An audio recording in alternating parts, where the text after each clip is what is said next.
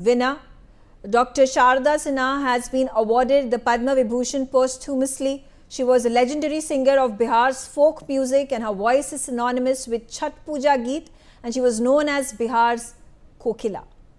Thank you very much for joining me, and I congratulate you, your family, for this great honor that has been bestowed upon your mother, Srimati Sharda Sinha. How does it feel? How did it feel yesterday when you received this award on her behalf?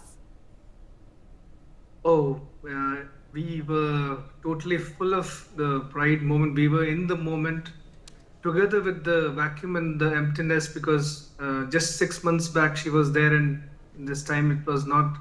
And also the reminiscence of the 2018 Padma Awards, when she received the Padma Bhushan. I was still there in the guest area, and I was managing her things that day also. So I was missing her a lot. Even my sister and my full family was there. We all were in tears also, but with a mixed feeling of that pride and the loss, everything. But ultimately, we felt amazing. This pride of having all the Padma Awards for the Lok Sangeet that she has rendered in her life. That's in itself a history. How does it make you feel, your family, your community, your neighborhood? And of course, the entire country is very proud of all her achievements. And you rightly mentioned she has now become the recipient of all the 3 Padma Awards. And what better honor for and recognition for this amazing work that she has been putting in for decades together. Could you tell us more about your mother? How did she start her folk music journey? Of course. She was, a child prodigy, I would say, because her first person in her life who helped her with everything, and first thing for all the motivation was her father, my Nanaji, Shukdev Thakurji. He was himself an educationist, so he was also a visionary. And this made him think about his daughter, because he could foresee the talent inside her. So whenever she used to come from school in the holidays and vacations, he would call the gurus, great gurus, at his home, and due to his honor, they would also come and teach her music over there. So right from the beginning, she was into, since I think 5 years, around 5 years in her age, she had started learning the classical music. And together with the rootedness of culture, which my Nanaji taught her, that even though you study in English medium or any convent, but you have to be rooted to your culture, which reflected in her entire career and in her music.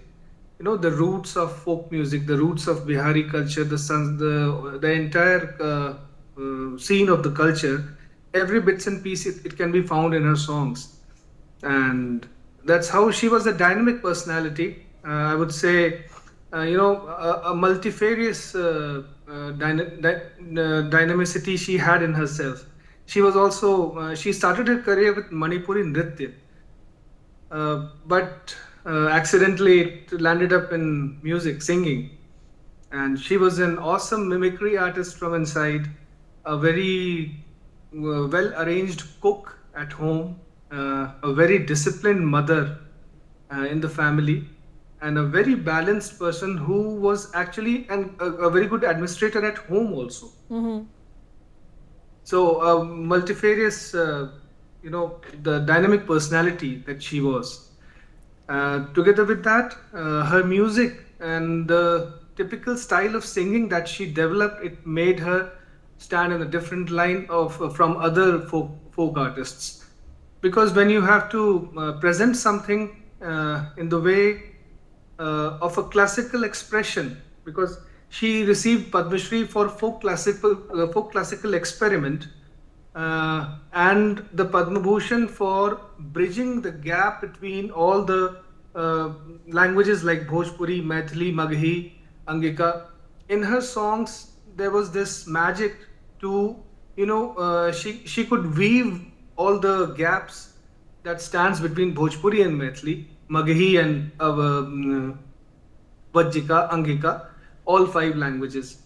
And now, this time, Padma Vibhushan, this is for the global level that she could provide to her folk music, and how Chhath Puja has been made global now, and everyone knows it.